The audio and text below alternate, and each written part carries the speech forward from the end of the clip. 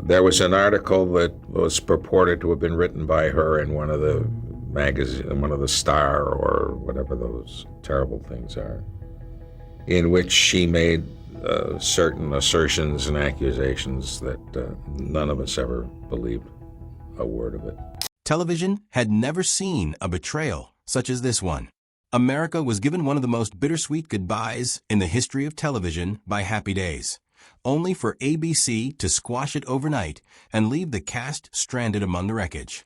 In 1984, the show was to end with Tom Bosley's tearful farewell, a simple and sincere moment of closure after 11 long seasons with the Cunningham family.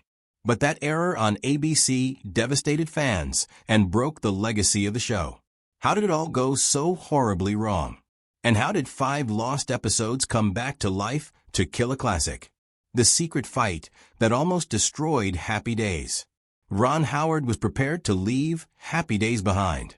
In the late 1970s, the young actor who had dominated the sitcom since 1974 made an executive office-shaking ultimatum. It wasn't over issues of salary or creative control. It was simply a matter of 2 words the network preferred to add to the title. By its 3rd season, Happy Days had become an enormous cultural phenomenon. Families tuned in every week, advertisers queued up, and the cast members were household names. But it wasn't Richie Cunningham, the all-American high school student played by Howard, fueling the madness. It was Arthur Fonzarelli. Henry Winkler's Fonzie, with his motorcycle, leather jacket, and catchphrase, IE, had utterly hijacked the show. He began as a supporting player, but soon became a phenomenon. Children emulated his look. Toy stores couldn't stock enough Fonzie products, and ratings indicated that people watched him every time he appeared on screen. That's when ABC executives suggested something. Retitle the show Fonzie's Happy Days. On paper, it was a brilliant idea. In reality, it risked rewriting the show's very DNA. To Ron Howard, this was less a small title adjustment. It was a personal affront. He had made Richie Cunningham one of television's most iconic characters, the show's emotional center. Being forced into second bill in the show he had helped to make a hit felt like betrayal. By the mid-1970s, Happy Days was brewing with tension behind the scenes.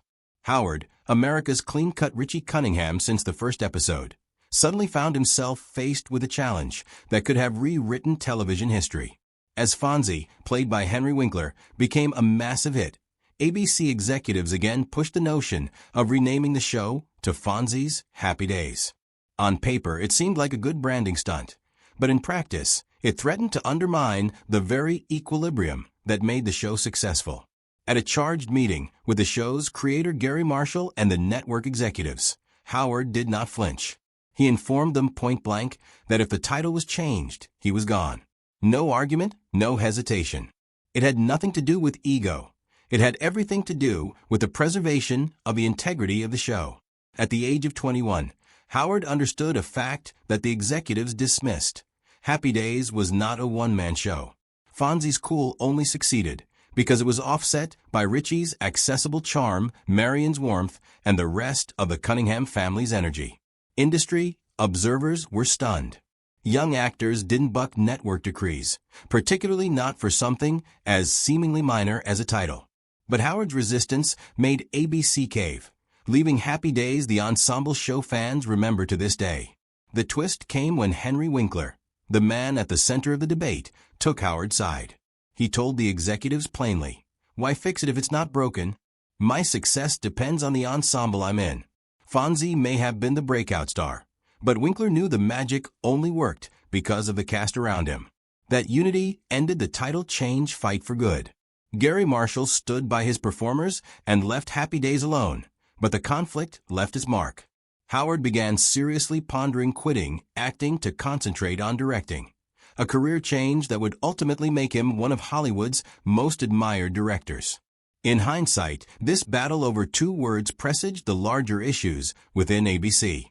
The same executives who nearly lost their lead actor over a branding decision would later botch the scheduling and finale of the show, making what should have been an ideal send-off one of TV's weirdest goodbyes.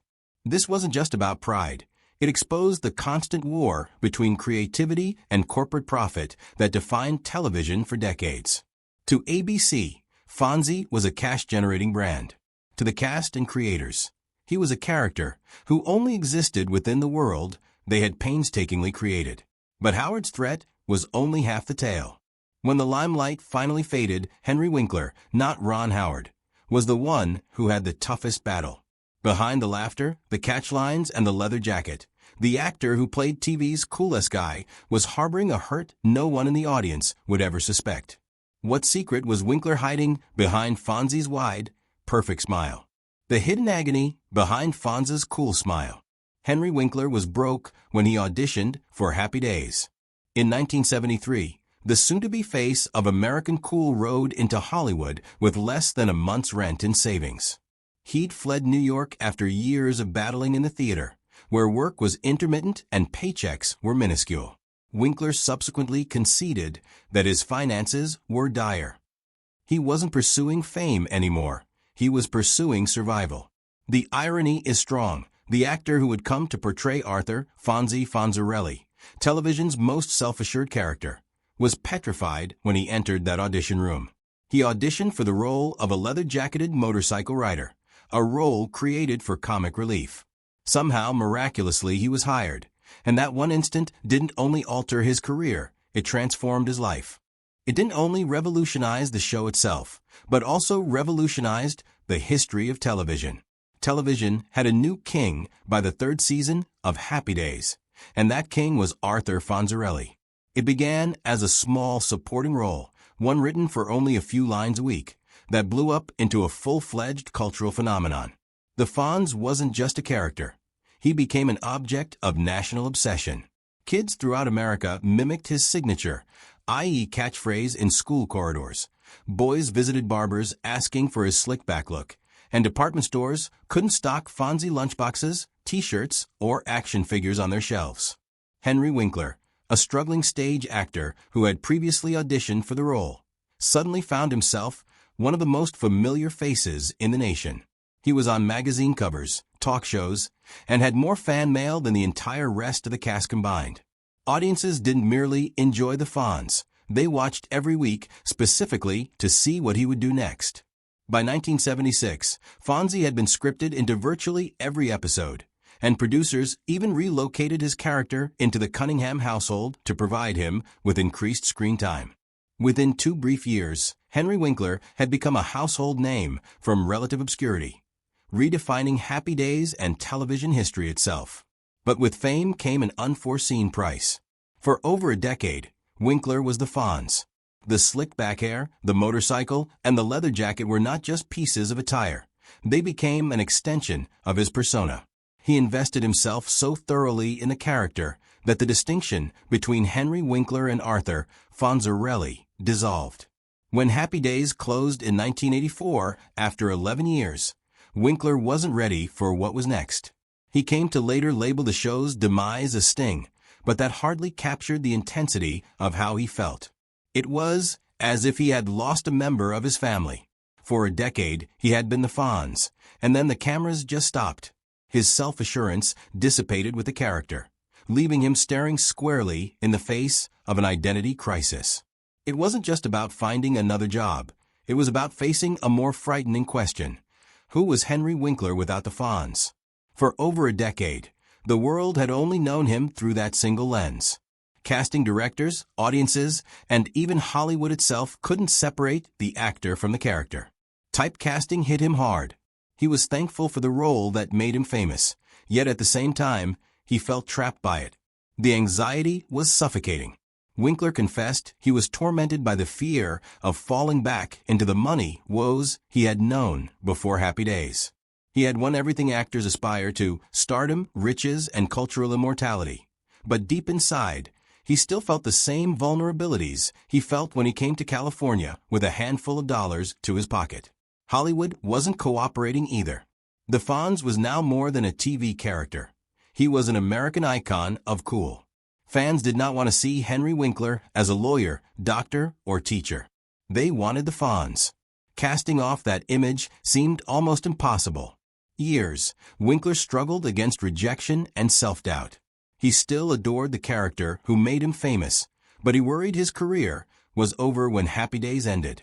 It was a heavy emotional weight he carried in private, even as the public still believed the man who could make jukeboxes sing with a flick of his fingers.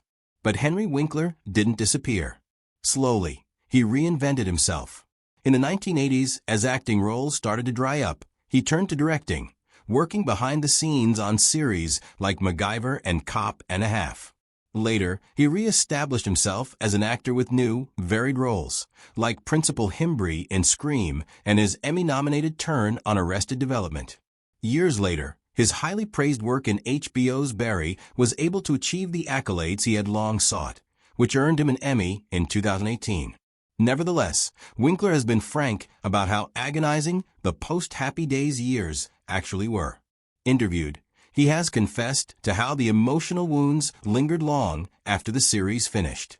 Success had provided him with everything he ever wanted, but nearly cost him his idea of who he was. As Henry Winkler struggled his own personal battles, ABC executives were planning a move that would bring on an even larger crisis. What rule would they next defy?